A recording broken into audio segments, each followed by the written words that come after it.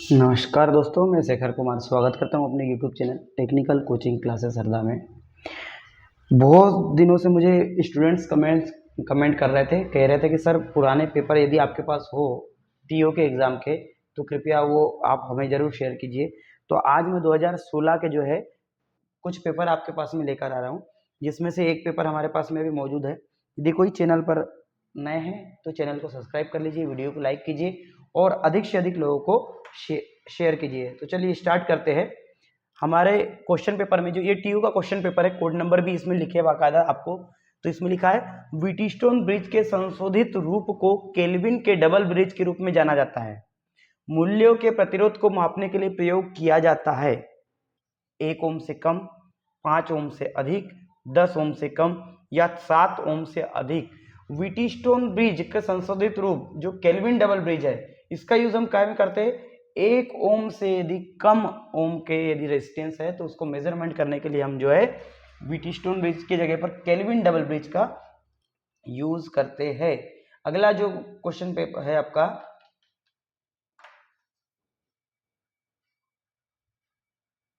हाँ, अगला क्वेश्चन जो है आपके पास में वो ये है कि व्हीटस्टोन ब्रिज में कौन से महत्वपूर्ण कारक त्रुटियों के लिए जिम्मेदार होते हैं? व्हीटस्टोन ब्रिज में कौन से महत्वपूर्ण कारक जो होते हैं वो आपके काय के लिए जिम्मेदार होते हैं? महत्वपूर्ण त्रुटियों के लिए जिम्मेदार होते हैं। तो इसमें जो आपका पहला आंसर है ब्रिज और संपर्क लीड, इसका राइट आंसर होता है। ये ब्रिज, संपर्क और लीड का प्रतिरोध जो है व्हीटस्टोन ब्रिज में महत्वपूर्ण त्रुटि का कारण बनता है। अगला क्वेश्चन है हमारे पास में 29वें नंबर का क्वेश्चन कि विद्युत परिपथ में धारा घनत्व समीकरण किस प्रकार दिया गया है? विद्युत परिपथ में धारा घनत्व समीकरण जो है हमारा वो आपको दिया गया है।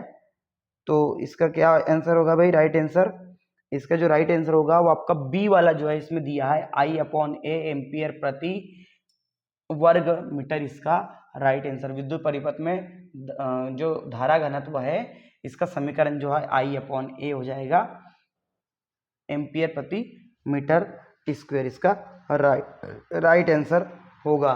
अगला क्वेश्चन है हमारे पास में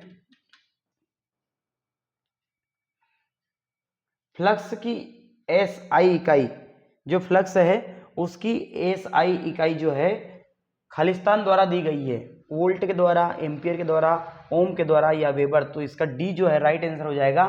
फ्लक्स की इकाई जो होती है वेबर होती है।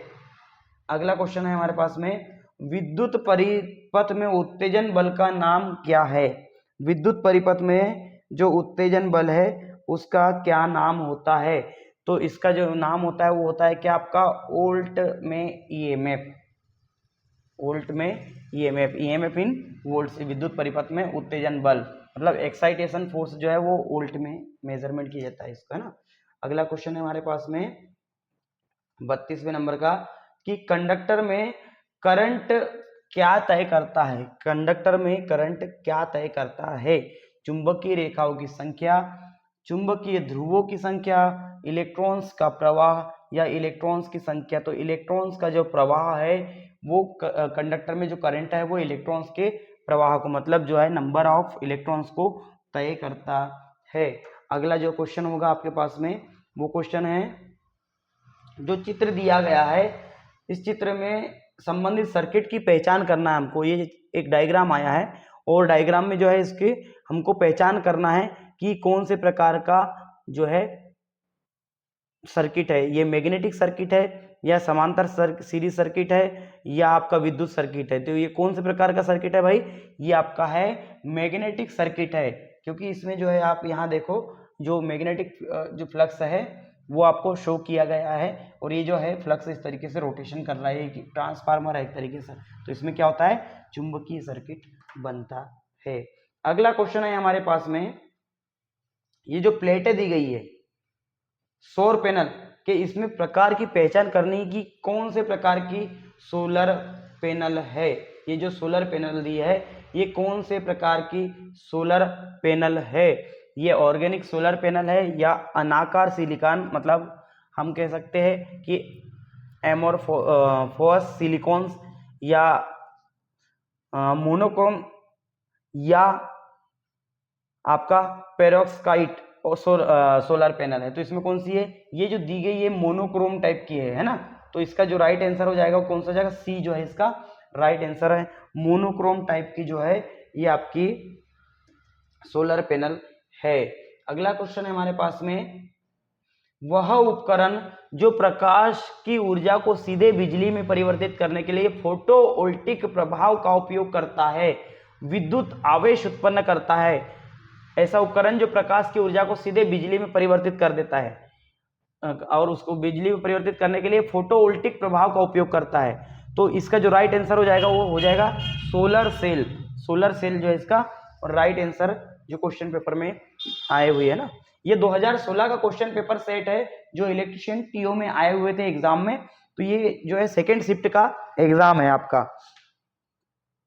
अगला क्वेश्चन हमारे पास में है, सौर सेल किससे बने होते हैं? देखो सौर सेल से 3 या 4 क्वेश्चन आ रहा है भाई। अभी हमने देख लिया, अभी तक 3 क्वेश्चन तो हमारे हो गए। तो सोलर सेल से जो है लगभग 4 क्वेश्चन अपने पास में आएंगे।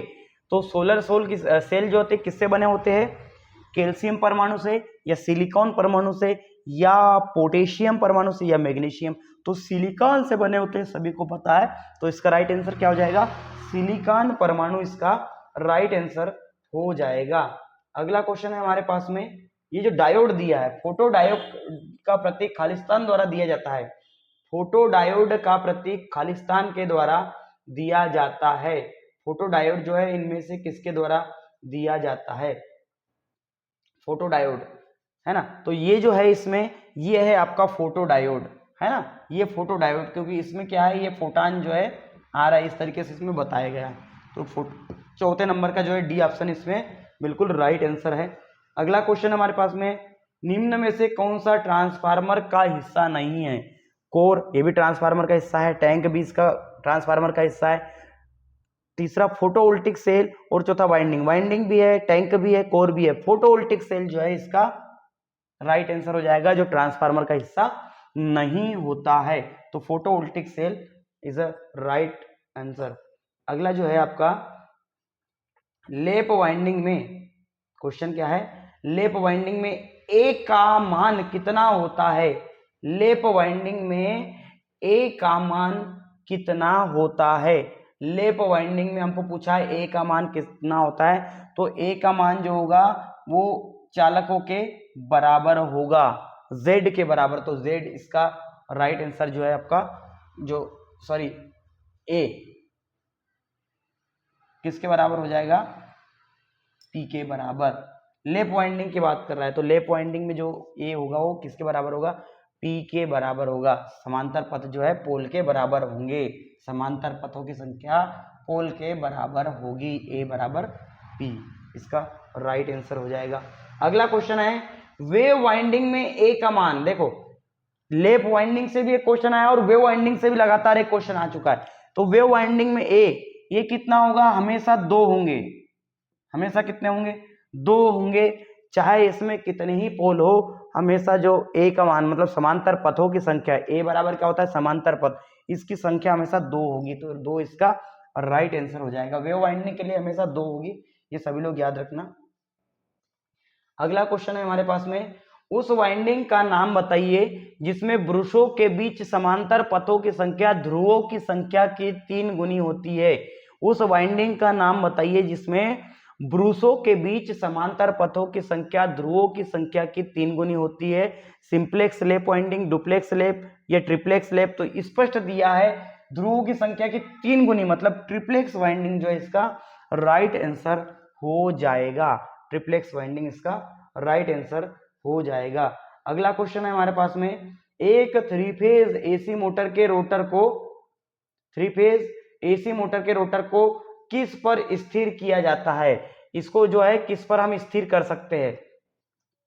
हमको क्वेश्चन दिया है कि 3 फेज एसी मोटर है, इसके रोटर को हम किस पर स्थिर कर सकते हैं? किस पर स्थिर कर सकते हैं? स्टेटर पर या वाइंडिंग पर या शाफ्ट पर या कम्यूटेटर पर। क्वेश्चन पढ़ो ध्यान से। 3 फेज एसी मोटर में रोटर को किस पर फिक्स किया जाता है? तो आपको सभी को पता होना चाहिए कि रोटर को जो है हम हमेशा शाफ्ट पर जो है फिक्स करते हैं, तो शाफ्ट इसका राइट आंसर हो जाएगा। अगला क्वेश्चन है हमारे पास में, एसी मोटर में घूर्णन चुंबकीय क्षेत्र को कहा जाता है?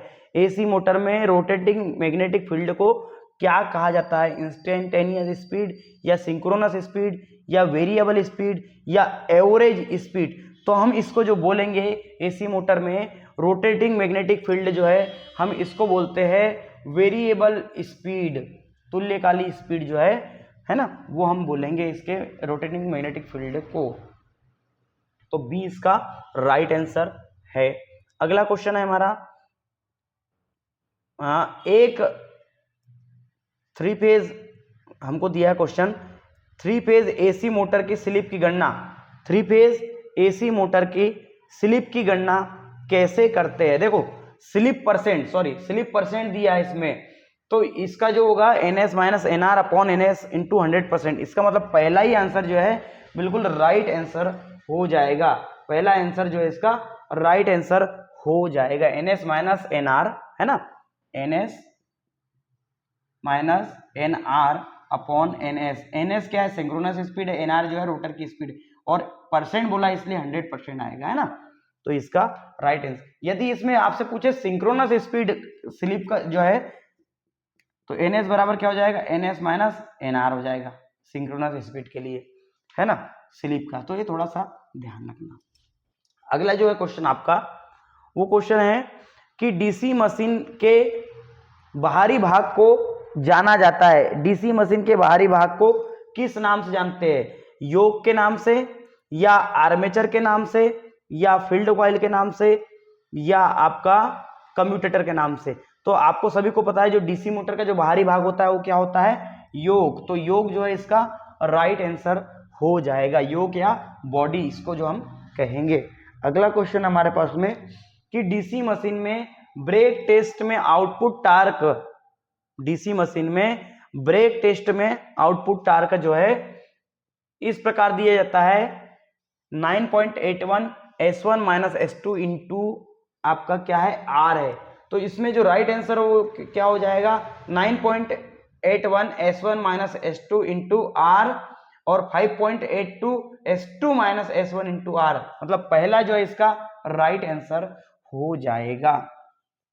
अगला क्वेश्चन है हमारे पास में, हाँ ये क्वेश्चन पेपर है बेटा, पुराने ईयर के क्वेश्चन पेपर है 2016 में जो टीओ के एग्जाम में आए थे, तो मैं पेपर आपके पास में भी बहुत सारे क्वेश्चन पेपर है जो अभी तक जो 2025 तक जो आए हुए हैं, सारे क्वेश्चन पेपर मैं आपको एक एक से सॉल्व करवाऊंगा। अगला क्वेश्चन है हमारे पास में कि डीसी मशीन पर प्रत्यक्ष परीक्षण का उदाहरण क्या है? डीसी मशीन पर प्रत्यक्ष परीक्षण का उदाहरण मतलब डायरेक्ट टेस्ट, डीसी मशीन जो है उसका उदाहरण क्या है? हॉपकिंसन टेस्ट होता है, या ब्रेक टेस्ट होता है, या आपका स्वाइनबर्न टेस्ट होता है, या लोड टेस्ट होता है? तो इसका जो बी है ब्रेक टेस्ट, ये इसका राइट आंसर हो जाएगा। ब्रेक टेस्ट जो होगा इसका राइट आंसर हो जाएगा, ब्रेक टेस्ट है ना, इसका राइट आंसर है। अगला क्वेश्चन है हमारे पास में, ये जो जॉइंट दिया गया है, दिए गए आंकड़े से संबंधित जोड़ की पहचान कीजिए। ये कौन सा जोड़ है? ब्रिटेनिया जोड़ है, पायलट जोड़ है, या आपका मेरिट जोड़ है, या प्लेन टेप जोड़ है? तो ये जो जोड़ है ये होता है प्लेन टेप जोड़। प्लेन टेप जोड़ जो है इसका राइट आंसर हो जाएगा। प्लेन टेप जोड़ जो है इसका राइट आंसर हो जाएगा। अगला क्वेश्चन है, मिश्र धातु को पिघलाकर विभिन्न प्रकार की धातुओं को आपस में जोड़ने के लिए प्रयुक्त जो प्रक्रिया है उसका क्या नाम है? मिश्र धातुओं को यदि हम आपस में पिघलाते हैं और धातुओं को यदि आपस में जोड़ते हैं तो प्रयुक्त प्रक्रिया का जो नाम है वो क्या हो जाएगा? ब्रेजिंग होगा, या आपका ज्वाइनिंग होगा, या आपका सोल्डरिंग होगा, या आपका वेल्डिंग होगा? तो याद रखना सोल्डरिंग जो है इसका राइट आंसर रहेगा। धातु को पिघलाकर जोड़ने की जो प्रोसेस होती है वो सोल्डरिंग में होती है ना, तो इसका सोल्डरिंग राइट आंसर हो जाएगा। अगला क्वेश्चन पेपर है हमारे पास में, ये जो सिंबल दिया है ये काय का सिंबल है? तो सभी को पता है ये किसका सिंबल है? ये खतरे का सिंबल है, या आपको हाई वोल्टेज का सिंबल है, या उच्च वोल्टेज ऑफ एक्सप्लोजन या विस्फोट का, तो काय का है ये सिंबल, ये जो दिया है ये दिया आपको हाई वोल्टेज का, कि पॉइजन का दिया है भाई। हाँ, ये जो दिया है खतरा का है कि आपका जो है पॉइजन का, विष का है, या हाई वोल्टेज का है, ये रिस्क ऑफ एक्सप्लोजन है। तो इसका राइट आंसर जो है वो पॉइजन मतलब विष का जो है ये, क्योंकि यदि डेंजर होता तो यहां लिखा रहता है डेंजर, है ना, इस तरीके से आता है, लेकिन ये इसका नहीं। और दूसरी बात आपको पता है डेंजर का, खतरे का यदि सिंबल होता तो ये जो बना होता है ये कैसा बना होता है ये आप भी जानते हो बहुत अच्छे से, है ना। तो ये जो है काय का है, ये विष का है ना। अगला जो क्वेश्चन है अपना वो क्वेश्चन है identify the pictogram given below respectively, नीचे दिए गए चित्र को क्रमशः पहचानिए। ये जो चित्र दिया है, ये जो आपको चित्र है, ये चित्र आपको पहचानने को आया कि ये जो चित्र है ये काय का है, ये एसी सोर्स का है या वोल्टेज निर्भर स्रोत का है या वर्तमान आश्रित स्रोत का है या डीसी सोर्स का है। तो ये प्लस और माइनस जो दिया है काय का है, ये डीसी सोर्स का है। तो राइट आंसर इसका क्या हो जाएगा, डीसी सोर्स जो है इसका राइट आंसर हो जाएगा। अगला क्वेश्चन है आपके पास में, हाँ, ये चिन्ह जो दिया काय का है, ये हॉट सरफेस का है या आपका रेडिएशन का है या इलेक्ट्रिक हजार्ड का है या बैटरी हजार्ड मतलब बैटरी का खतरा है। तो काय का है ये है आपका बिजली के खतरे का, इलेक्ट्रिक हजार्ड जो है इसका राइट आंसर हो जाएगा। अगला क्वेश्चन है हमारे पास में, निम्न में से कौन सा एक विस्फोट के जोखिम का सही निरूपण है। ये जो चित्र है ये इसका सही निरूपण पूछ रहा है, तो इसका सही निरूपण कौन सा होगा, ये होगा, ये होगा, ये होगा, या आपका पहला ऑप्शन होगा। तो इसका राइट आंसर क्या हो जाएगा दोस्तों, इसका राइट आंसर हो जाएगा ए जो है इसका राइट आंसर हो जाएगा, ए जो है इसका राइट आंसर, है ना।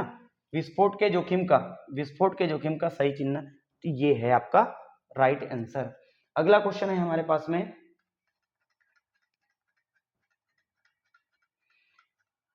निम्न में से कौन सा अल्टरनेटर के समांतर संचालन के लिए शर्त नहीं है।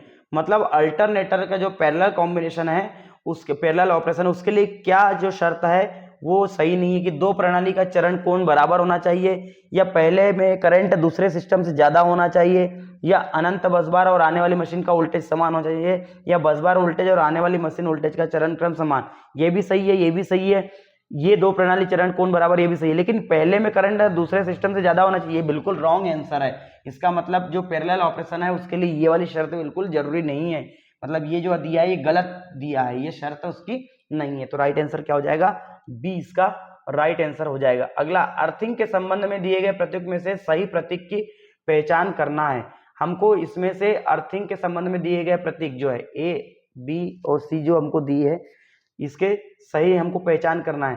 तो इसका राइट आंसर क्या हो जाएगा, अर्थिंग सभी जानते हैं इसको डी से रिप्रेजेंट, मतलब ये जो आपका इस तरीके से है इससे रिप्रेजेंट करते हैं, अर्थिंग का सिंबल हम इस तरीके से बनाते हैं ना, तो इसका जो डी है वो राइट आंसर हो जाएगा। डी जो है इसका बिल्कुल सही आंसर है। अगला है, अर्थिंग इलेक्ट्रोड को किस गहराई पर दबाना होता है। अर्थिंग इलेक्ट्रोड की गहराई कितनी होनी चाहिए, 1 फीट या 2.5 फीट या 3.2 फीट या 4 फीट। तो मैक्सिमम जो होगी 4 फीट जो है इसका राइट आंसर हो जाएगा अर्थिंग इलेक्ट्रोड को गाड़ने के लिए, है ना। 1.5 मीटर लगभग समथिंग होना चाहिए अपनी, ये ध्यान रखना। अगला है, निम्न में से कौन सा एक संस्थापन प्रकार नहीं है। निम्न में से कौन सा एक संस्थापन प्रकार नहीं है, ये डायरेक्ट इंस्टॉलेशन या सीरीज इंस्टॉलेशन या पैरेलल इंस्टॉलेशन या सिंगल लोकेशन इंस्टॉलेशन। तो जो आपका सीरीज इंस्टॉलेशन है इसका राइट आंसर हो जाएगा क्या, सीरीज इंस्टॉलेशन जो होगा वो आपका एक संस्थापन प्रकार नहीं है, ये इसका राइट आंसर हो जाएगा। अगला क्वेश्चन है हमारे पास में, निम्न में से कौन सा प्रकाश का प्रकार नहीं है, एम्बिएंट लाइटिंग या एंकर लाइटिंग या एक्सटेंट लाइटिंग या टास्क लाइटिंग। तो इसका राइट आंसर क्या हो जाएगा, एंकर लाइटिंग। एंकर लाइटिंग जो है प्रकाश का प्रकार नहीं होता है। अगला क्वेश्चन है, रोशनी किसके लिए प्रयोग की जाती है? रोशनी किसके लिए प्रयोग की जाती है? अर्थिंग में सुधार करने के लिए, या उच्च दक्षता प्राप्त करने के लिए, या घरों को रोशन करने के लिए, या एक उच्च शक्ति कारक प्राप्त करने के लिए? जो लाइटिंग इसका यूज काय के लिए करते हैं? घरों को रोशन करने के लिए। तो जो to lighting up to home, मतलब घरों को रोशन करने के लिए जो है हम रोशनी का प्रयोग करते हैं। अगला जो क्वेश्चन है आपके पास वो आता है, रोशनी के लिए मतलब लक्स के लिए जो होगा सूत्र क्या होगा? इसके लिए सूत्र बताया भाई, क्या सूत्र होगा इसके लिए? पहला क्या है, lux is equal to luminous flux upon area वर्ग मीटर में। दूसरा, लक्स बराबर luminous flux plus area metre square में। तीसरा, lux luminous flux area metre square में। या चौथा, lux luminous flux into area luminous. तो पहला आंसर इसका क्या रहेगा?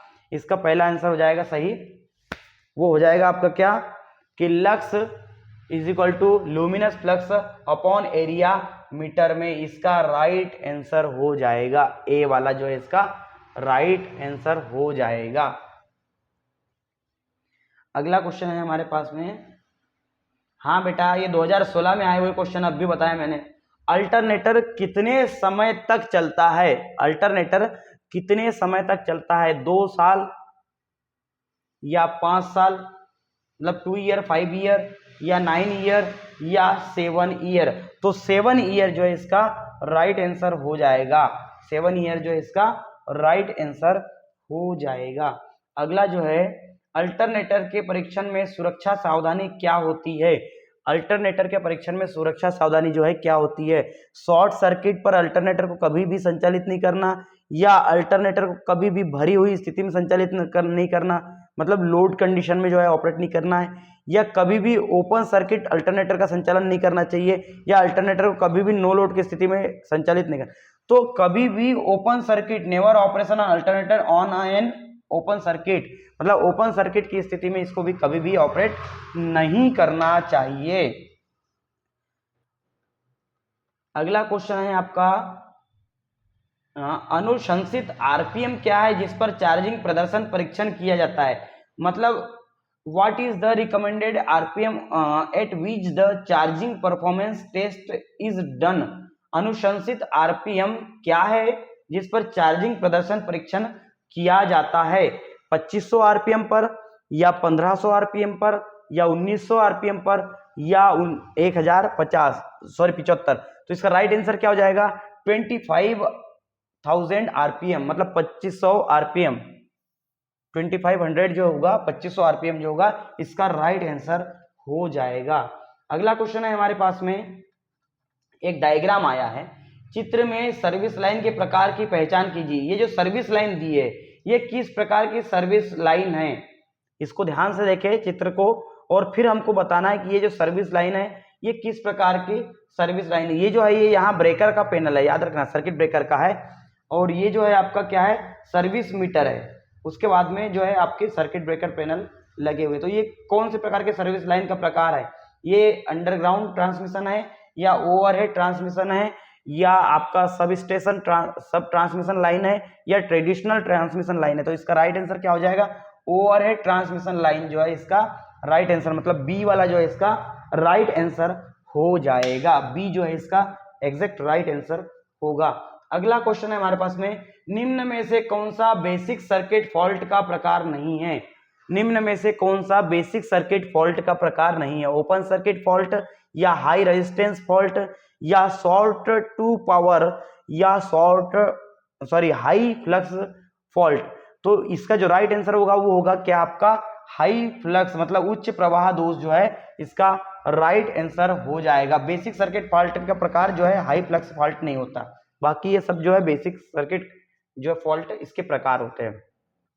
अगला क्वेश्चन है, दिए गए आरेख से संबंधित चित्रलेख की पहचान कीजिए। ये जो चित्र दिया है ये काय का चित्र है जो इस तरीके से ओपन करके दिया है?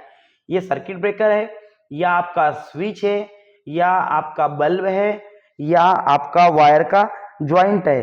तो सभी जानते हैं कि ये जो दिया इस तरीके से, ये सर्किट ब्रेकर का सिंबल होता है, सर्किट ब्रेकर का सिंबल होता है जो इस तरीके से दिया जाता है। तो राइट आंसर इसका क्या हो जाएगा, सर्किट ब्रेकर इसका राइट आंसर हो जाएगा। अगला क्वेश्चन है हमारे पास में, निम्न में से कौन सा सर्किट ब्रेकर की विफलता का कारण नहीं है। मतलब सर्किट ब्रेकर फेल नहीं होता है, कौन सा कारण है इसमें से, सर्किट ओवरलोड के कारण, या पावर सर्ज के कारण, या पावर मतलब जो पावर की वृद्धि होती है उसके कारण, या हाई फ्लो ऑफ करंट मतलब करंट के उच्च प्रवाह के कारण, या शॉर्ट सर्किट। तो सर्किट ब्रेकरों की विफलता का कारण जो है वो आपका करंट का उच्च प्रवाह नहीं है। करंट के उच्च प्रवाह के कारण सर्किट ब्रेकर कभी भी विफल नहीं होगा। सर्किट ब्रेकर कब विफल होगा, जब सर्किट ओवरलोड हो जाए, या जो है सर्ज करंट सर्ज पावर हो जाए, या आपका शॉर्ट सर्किट हो जाए। ऐसी कंडीशन में सर्किट ब्रेकर विफल जो है हो जाता है। लेकिन हाई फ्लो ऑफ करंट ये जो है इसके कारण किसी भी कंडीशन में सर्किट ब्रेकर जो है फॉल्ट नहीं होता है ना, फेल नहीं होता। अगला क्वेश्चन है हमारे पास में, सर्किट ब्रेकरों का जीवन काल कितना होता है। सर्किट ब्रेकर का देखो, सर्किट ब्रेकर से 4 से 5 क्वेश्चन आपके आ चुके हैं। ये चीज बहुत याद रखने वाली चीज है, सर्किट ब्रेकर से 4 से 5 क्वेश्चन आए हैं हमारे, तो सर्किट ब्रेकर को भी बहुत अच्छे से पढ़ के जाना है अपने को। सर्किट ब्रेकर का जीवन काल 60 से 80 साल होता है, या 30 से 40 साल होता है, या 15 से 20 साल होता है, या 40 से 50 साल होता है। तो 30 से 40 साल जो है इसका राइट आंसर हो जाएगा। सर्किट ब्रेकर की उम्र कितनी होती है, 30 से 40 वर्ष जो है इसकी उम्र होती है। अगला क्वेश्चन है, निम्न में से कौन सा इलेक्ट्रिक कारों का सामान्य दोष नहीं है। खराब अल्टरनेटर, या विफल स्पार्क प्लग, या लीकेज ऑफ फ्यूल टैंक मतलब ईंधन टैंक का रिसाव, या फटिंग स्टार्टर। तो जो आपका ईंधन टैंक का रिसाव, क्योंकि देखो इलेक्ट्रिक कार में ईंधन टैंक होता ही नहीं है, तो इसका सामान्य फॉल्ट नहीं होता, क्योंकि इसमें किसी प्रकार का कोई ईंधन का टैंक नहीं होता है। अगला क्वेश्चन है हमारे पास में, निम्न में से कौन सा इंजीनियरिंग ड्राइंग का अनुप्रयोग है। निम्न में से कौन सा इंजीनियरिंग ड्राइंग का अनुप्रयोग है, स्किल डेवलपमेंट, या कम्युनिकेट डिजाइन आइडियाज, या हम कह सकते हैं डिजाइन विचारों का संचार करना, या मशीन में नुकसान का निर्धारण करने के लिए, या मशीन निर्माण के खर्च को कम करने के लिए। तो इसमें क्या आ जाएगा, डिजाइन विचारों का संचार करना जो है इसका राइट आंसर हो जाएगा। मतलब दूसरे नंबर का जो क्वेश्चन है बिल्कुल इसका राइट आंसर होगा। अगला जो है हमारे पास में, आप एक इंजीनियरिंग ड्राइंग को कैसे पढ़ते हैं। आप एक इंजीनियरिंग ड्राइंग को कैसे पढ़ते हैं। देखो इंजीनियरिंग ड्राइंग से भी 6 क्वेश्चन लगभग आने हैं आपके, आएंगे तो है ना, या 6 नहीं आए तो कम से कम 4 क्वेश्चन तो आपके आने हैं। तो आप एक इंजीनियरिंग ड्राइंग को कैसे पढ़ते हैं, प्रासंगिक दृश्य में दृश्य किनारे के माध्यम से, मतलब through visible edge in relevant views, या through an alternate position of moving apart, या through the exact geometrical centre of assembly, या through following projection line to read most dimension. तो अधिकांश आयामों को पढ़ने के लिए निम्न प्रोजेक्शन लाइनों के माध्यम से, मतलब डी जो है इसका राइट आंसर हो जाएगा। डी जो है बिल्कुल इसका करेक्ट आंसर होगा, है ना। अगला क्वेश्चन है आपके पास में, निम्न में से कौन सा इंजीनियरिंग ड्राइंग का एक महत्वपूर्ण हिस्सा नहीं है।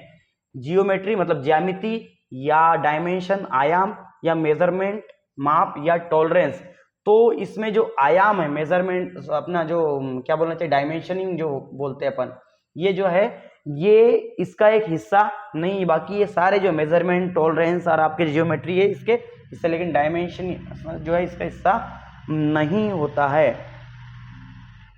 अगला जो है आपके पास में क्वेश्चन, दी गई आकृति से संबंधित प्रतीक की पहचान करें। ये जो दी गई आकृति इससे संबंधित प्रतीक की पहचान करने की काय का है। ये टोटल रनआउट है, या समतलता है, या सीधा है, या लंबवत है, परपेंडिकुलर। तो सभी जानते हैं कि जो इस तरीके से आकृति होती है ये काय की होती है, परपेंडिकुलर। तो राइट आंसर क्या हो जाएगा, डी जो है इसका राइट आंसर हो जाएगा। देखो अभी हमने इंजीनियरिंग ड्राइंग के लगभग 4 क्वेश्चन तो देख लिए।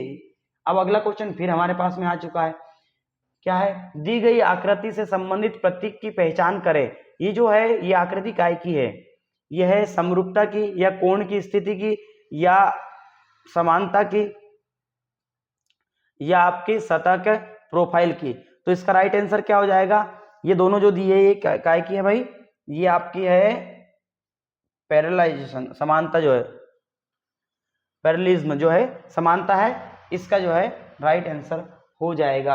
अगला जो है आपका, ये जो है एक डिवाइड का चिन्ह दिया है ना, ये सभी जानते हैं तो इसको बताने की जरूरत ही नहीं, मेरे ख्याल से सब जानते हैं कि काय का है ये।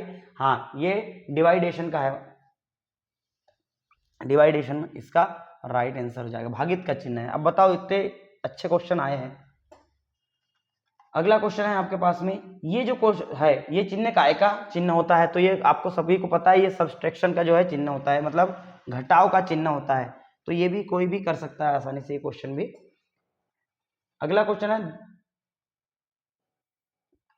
दो संख्याओं को जोड़ने के बाद का आउटपुट कहलाता है, दो संख्याओं को जोड़ने के बाद का आउटपुट क्या कहलाता है, तो ये कहलाता है समजोड़, जोड़ जो है इसका राइट आंसर हो जाएगा।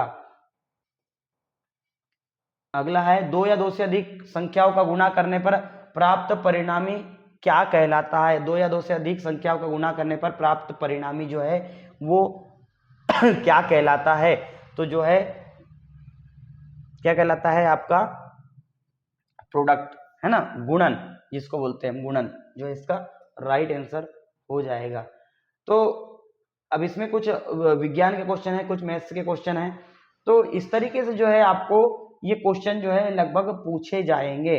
निम्न में से कौन सा विज्ञान का विषय नहीं है, अब ये देखो ये क्वेश्चन आया है कि बायोलॉजी है या जीव विज्ञान है या भौतिक विज्ञान है, केमिस्ट्री जिसको बोलते हैं, या जियोमेट्री, तो इसका जियोमेट्री है राइट आंसर हो जाएगा, विज्ञान से संबंधित नहीं है। अगला जो है, वह परीक्षण जो यह निर्धारित करने के लिए वायरिंग के लिए कि वायरिंग जुड़ी हुई है, इलेक्ट्रिक मैच के माध्यम से एक छोटा करंट भेजने के लिए डिजाइन किया गया है, वह परीक्षण जो निर्धारित करने के लिए कि वायरिंग जुड़ी है, इलेक्ट्रिक मैच के माध्यम से एक छोटा करंट भेजने के लिए डिजाइन किया गया है, ये पोलैरिटी टेस्ट होता है या कंटिन्यूटी टेस्ट होता है या आपके जो अर्थ इलेक्ट्रोड टेस्ट है या इंसुलेशन रेजिस्टेंस टेस्ट है, तो ये जो होती है ये होता है आपका जो है कंटिन्यूटी टेस्ट, जो होता है आपका कंटिन्यूटी टेस्ट, उसके लिए जो है ये टेस्ट किया जाता है कि वायरिंग जुड़ी है या नहीं है, तो ये जो है डोमेस्टिक वायरिंग में होता है, याद रखना हमेशा। अगला जो है क्वेश्चन हमारे पास में कि वह परीक्षण जो विद्युत रोधन द्वारा अलग किए गए किन्हीं दो बिंदुओं के बीच कुल प्रतिरोध को मेजरमेंट करता है, कौन सा परीक्षण कहलाता है, तो ये जो परीक्षण कहलाता है ये होता है इंसुलेशन रेजिस्टेंस टेस्ट। इन नाम से स्पष्ट हो रहा है कुछ तो, है ना, इसलिए इसमें किसी प्रकार से कोई कंफ्यूजन की जरूरत नहीं है। अगला क्वेश्चन है, वायरिंग सिस्टम जिसमें पीवीसी इंसुलेटेड वायर होते हैं, केसिंग एंड केपिंग वायरिंग या बेटन वायरिंग या क्लीट वायरिंग या कंड्यूड वायरिंग, तो इसका राइट आंसर क्या हो जाएगा आपका क्लीट वायरिंग जो है इसका राइट आंसर हो जाएगा, जिसमें पीवीसी इंसुलेटेड वायर का यूज करते हैं। अगला है आपका क्वेश्चन, एक सिंबल दिया है, दिए गए आरेख में मोटर के प्रकार की पहचान, ये जो मोटर है ये किस प्रकार की मोटर है, इसमें ये रोटर दिया गया है, स्टेटर दिया गया, हॉल इफेक्ट सेंसर दिया गया है, परमानेंट मैग्नेट दिए गए, तो ये जो मोटर है ये हमको पहचानना है कि कौन से प्रकार की मोटर है, कंपाउंड मोटर है या ब्रश डीसी मोटर है। दिया गया है जो चित्र है ये कौन सा है, तो जो चित्र है इसमें क्या लिखा है कि यहाँ सेंसर लगा हुआ है ना, तो ये जो है आपका कौन सा है, ब्रशलेस डीसी मोटर का सिंबल है। अगला क्वेश्चन है हमारे पास में, ब्रशलेस डीसी मोटर कितने समय तक चलती है, ब्रशलेस डीसी मोटर कितने समय तक चलती है, 1000 घंटे तक या 10,000 घंटे तक या 2000 घंटे या 20,000 घंटे, तो इसका राइट आंसर क्या हो जाएगा 10,000 घंटे तक जो है ब्रशलेस डीसी मोटर चल सकती है, क्योंकि इसमें क्या होता है सेंसर लगा होता है। अगला क्वेश्चन है हमारे पास में, इन्वर्टर में कौन सी खराबी आम खराबी होती है, इन्वर्टर में कौन सी खराबी आम खराबी है, कौन सी खराबी है भाई, इसमें दोषपूर्ण आइसोलेटर या लो मेन वोल्टेज या उड़ा हुआ फ्यूज या आपका भू संपर्कन दोष, तो अर्थ फॉल्ट जो है इसका राइट आंसर हो जाएगा, अर्थ फॉल्ट जो है इसका राइट आंसर हो जाएगा। अगला क्वेश्चन है कि जब आप बैटरी को ओवरचार्ज करते हैं तो क्या होता है, अत्यधिक गैस बनती है या तापमान में वृद्धि होती है या कोशिकाओं का फटना या ईंधन का रिसाव, तो जो होगा इसमें अत्यधिक गैस बनेगी, मतलब एक्सटेसिव गैसिंग जो होगी इसका राइट आंसर हो जाएगा। अगला क्वेश्चन है एसी मोटर स्टार्टर का नाम क्या है? इलेक्ट्रिक स्टार्टर या मैग्नेटिक, मतलब एसी मोटर में जो स्टार्टर लगते हैं उनका नाम क्या होता है? इलेक्ट्रिक स्टार्टर या मैग्नेटिक स्टार्टर या चुंबकीय स्टार्टर या डायरेक्ट ऑनलाइन स्टार्टर या मैनुअल स्टार्टर? तो इसका जो राइट आंसर आ जाएगा वो क्या हो जाएगा? चुंबकीय स्टार्टर जो होता है, मतलब मैग्नेटिक स्टार्टर जो है इसका राइट आंसर हो जाएगा। अगला क्वेश्चन है हमारे पास में, एसी स्टार्टर का क्या कार्य है? एसी स्टार्टर का क्या कार्य है? मोटर को ठंडा करने के लिए या स्नेहक पदार्थ स्नेहन प्रदान करने के लिए? तीसरा है बिजली स्विच करने के लिए या शक्ति बढ़ाने के लिए? तो इसका जो राइट आंसर हो जाएगा वो हो जाएगा बिजली स्विच करने के लिए इसका right answer, to switch the power, उसके लिए हम स्टार्टर का यूज करते हैं। अगला क्वेश्चन है हमारे पास में, निम्न में से कौन सी एसी मोटर का प्रकार नहीं है? इंडक्शन मोटर या सिंक्रोनस मोटर या आपका सिंगल फेज मोटर या सीरीज मोटर? तो राइट आंसर जो होगा निम्न में से कौन सी एसी मोटर का प्रकार नहीं है? तो जो सीरीज मोटर होती है वो एसी मोटर का प्रकार नहीं है। बाकी सिंक्रोनस मोटर, इंडक्शन मोटर और सिंगल फेज मोटर, तीनों इसके प्रकार होते हैं। अगला क्वेश्चन है हमारे पास में, आप एक अल्टरनेटर को कैसे बनाए रखते हैं? साफ रख के, ठंडा रख के, या इसे गर्म रख के, या इसे चिकनाई लगाकर? तो इसका राइट आंसर क्या हो जाएगा? साफ रख के, मतलब कीप इट क्लीन, इसे साफ रख के जो है अल्टरनेटर को बनाए रख सकते हैं। अगला है, अल्टरनेटर का जीवन काल कितना होता है? अभी थोड़ी देर पहले बताया था कि 7 वर्ष जो है इसका जीवन काल होता है, 7 ईयर जो है इसका जीवन काल होता है। सी इसका राइट आंसर हो जाएगा। अगला क्वेश्चन है, अल्टरनेटर में सबसे आम समस्या क्या होती है? लीकेज ऑफ फ्यूल, मतलब ईंधन का रिसाव होता है, या बेल्ट कसना होता है, या तापमान में वृद्धि होती है, या बियरिंग में खराबी? तो अल्टरनेटर में हमेशा जो होगा फेल्योर इन बेयरिंग, मतलब बियरिंग में खराबी इसका कारण होता है। अगला है, अल्टरनेटर को कितनी बार बदलना चाहिए? अल्टरनेटर को कितनी बार बदलना चाहिए? 7 वर्ष में, 5 वर्ष, 10 वर्ष, 12? तो अभी मैंने बताया था कि अल्टरनेटर को कितने वर्ष में बदलना चाहिए? 7 वर्ष में इसका राइट आंसर हो जाएगा।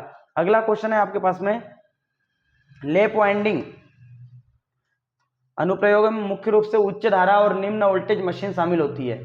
लैप वाइंडिंग अनुप्रयोगों में मुख्य रूप से उच्च धारा और निम्न वोल्टेज मशीनें शामिल होती है। सामान्यतः ऐसी मोटर वाइंडिंग कितने प्रकार की पाई जाती है? सामान्यतः ऐसी मोटर वाइंडिंग कितने प्रकार की पाई जाती है? तो 3 प्रकार की होती है। इसका राइट आंसर कितना हो जाएगा? 3 जो है इसका राइट आंसर हो जाएगा। अगला जो है क्वेश्चन हमको दिया गया है कि दिए गए वायरिंग सिस्टम के संबंधित घटक की पहचान। ये जो दिया ये क्या है? ये रजिस्टर है, फ्यूज है, स्विच है, या ये डायोड है? तो इसका राइट आंसर क्या हो जाएगा? ये जो दिया है ये आपका फ्यूज का सिंबल होता है। ये क्या का सिंबल है? आपका फ्यूज का सिंबल होता है। अगला क्वेश्चन हमको दिया गया है, दिए गए आरेख से संबंधित वायरिंग घटक की पहचान। मतलब ये सर्कल बना हुआ और इसमें एम लिखा हुआ है, ये मल्टीमीटर है, या मुख्य केबल है, या मोटर है, या मशीन है? तो राइट आंसर इसका क्या हो जाएगा? मोटर जो है इसका राइट आंसर हो जाएगा। अगला क्वेश्चन हमारे पास में ये इस तरीके से दिया है, ये काय के सिंबल है? ये स्विच के है, फ्यूज के है, कॉन्ट्रैक्टर के है, या रजिस्टर के है? क्या है इसके भाई? ये किसके है? हाँ, ये कॉन्ट्रैक्टर जो है आपके, ये कॉन्ट्रैक्टर जो है कॉन्ट्रैक्टर के सिंबल्स है। कॉन्ट्रैक्टर जो है उसके सिंबल्स होते हैं।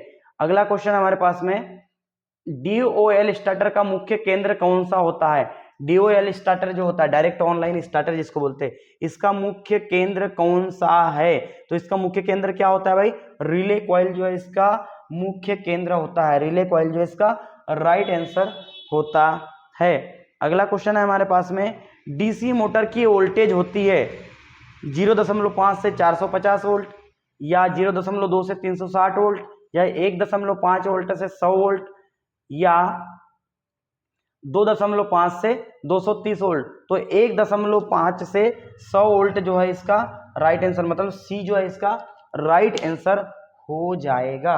अगला क्वेश्चन है हमारे पास में, एक लैंप की कैंडल पावर 120 सीपी है और लैंप के ठीक नीचे का प्रदीपन 30 ल्यूमेन वर्ग मीटर है। उस ऊंचाई को ज्ञात करें जिस पर लैंप लटकी हुई है। हमको इसमें ऊंचाई ज्ञात करनी है जिसमें कि लैंप लटकी हुई है। तो 120 सीपी हमको दिए कैंडल पावर और ल्यूमियन वर्ग मीटर दिया है कितना आपको 30, है ना। तो इसमें जो हमारी जो ऊंचाई है वो कितनी होगी, तो इसका जो है 2 मीटर इसका राइट आंसर हो जाएगा। 2 मीटर इसके जो है राइट आंसर हो जाएगा। अगला क्वेश्चन है हमारे पास में